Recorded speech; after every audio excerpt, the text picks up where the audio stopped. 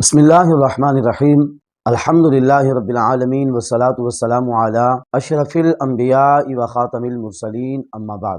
گرامی قدر ناظرین، وہ پنجابی میں کہتے ہیں نا کہ نواں کٹا کھل گیا جے۔ اب وہ ہے کیا؟ اس گفتگو کا آغاز میں اس بات سے کرتا ہوں کہ نہ تم صدمے ہمیں دیتے نہ یوں فریاد ہم کرتے، نہ تم صدمے ہمیں دیتے نہ یوں فریاد ہم کرتے، نہ کھلتے راز سربستہ نہ یوں رسوائیاں ہوتی۔ دینی جماعتوں کو پس پشت پھینکا گیا، ڈی گریڈ کیا گیا، اور قبلہ امیر المجاہدین علامہ حافظ خادم حسین رضوی صاحب رحمۃ اللہ علیہ، آپ اکثر ایک حدیث پاک سنایا کرتے تھے کہ الدعاء صلاح المومن، دعا مومن کا ہتھیار ہے۔ مذہبی لوگوں کے پاس کوئی ہتھیار نہیں تھا، کوئی دروازہ نہیں تھا جہاں پر سنوائی ہوتی، اور یہ اپنی ارداس لے کر وہاں پر جاتے۔ جب کچھ نہ بن سکا تو ان بیچاروں نے اللہ کی بارگاہ میں گزارش کی، دعائیں مانگی۔ اب اس وقت رسوائی ان کا مقدر بن چکی ہے اور راز سربستہ کھل رہے ہیں۔ کمشنر راولپنڈی، اس نے جو بھانڈا پھوڑا، یقینی طور پر وہ حقیقت بات ہے، اور اس نے کیوں ایسا کیا اس حوالے سے میں کچھ بھی نہیں کہہ سکتا۔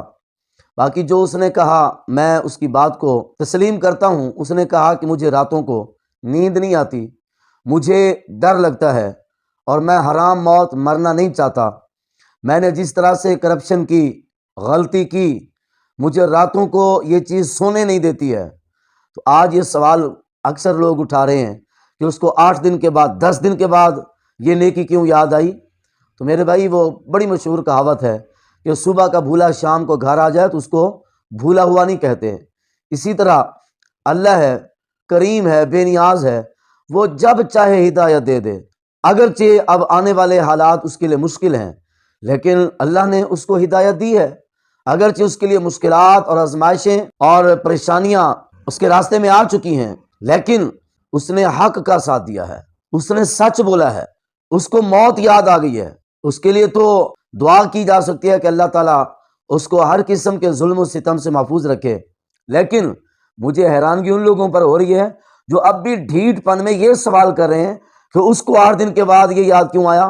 ارے بھائی، اس کو تو 8 دن کے بعد یاد آ ہی گیا۔ کم وقتوں، تمہیں 8 دن کے بعد بھی اللہ کا خوف نہیں ہے؟ 10 دن کے بعد بھی تمہیں قبر نظر نہیں آ رہی؟ تمہیں اتنے دن گزرنے کے بعد بھی اتنا نشہ تمہیں چڑھا ہے اقتدار کا کہ تمہیں موت نظر نہیں آتی؟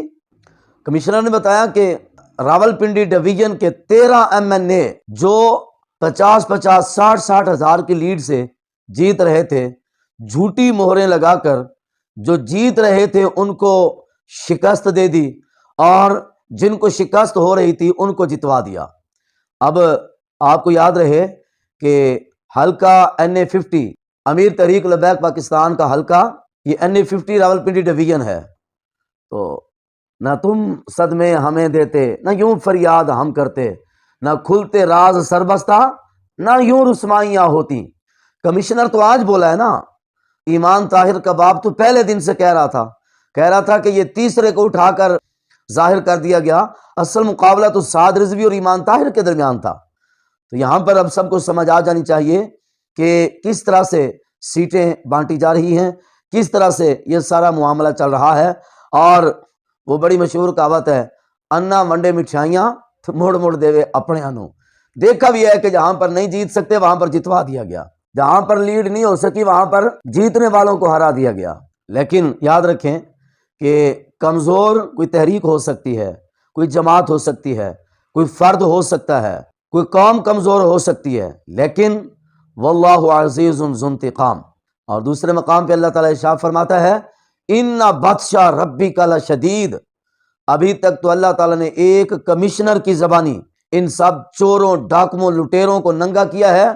یہ تو ایک کمشنر ہے، وہ بے نیاز ہے، وہ کچھ بھی کر سکتا ہے۔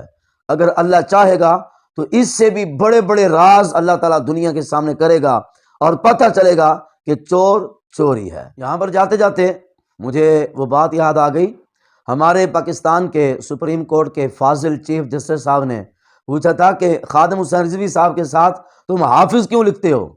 اس کا جواب تو ہزاروں نہیں لاکھوں لوگوں نے، علماء نے، عوام نے، دانشوروں نے، مذہبی اور دیگر اسکالرز نے جوابات جج صاحب آپ کو دیے، لیکن آج مجھے حیرانگی ہو رہی ہے کہ آپ کو یہ کمشنر ننگا کر کے چلا گیا۔